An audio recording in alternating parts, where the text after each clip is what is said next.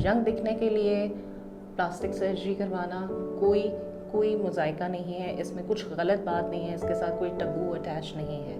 The only thing you need to do is you have to come and consult a proper and authentic plastic or cosmetic surgeon जो आपकी skin को, आपके looks को, आपकी body को fully evaluate करेगा, जो आपको बताएगा कि आपकी बॉडी को, आपके फेस को, आपको खुद को किस किस प्रॉब्लम का है और उसके सॉल्यूशंस क्या हैं हमारे पास। और आपके साथ काउंसलिंग सेशन होगा जिसके बाद आप ही की काउंसलिंग के बेस पे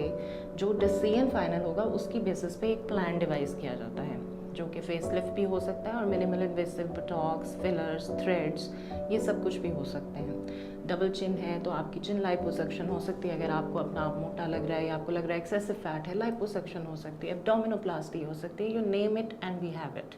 सो all the solutions are available with us.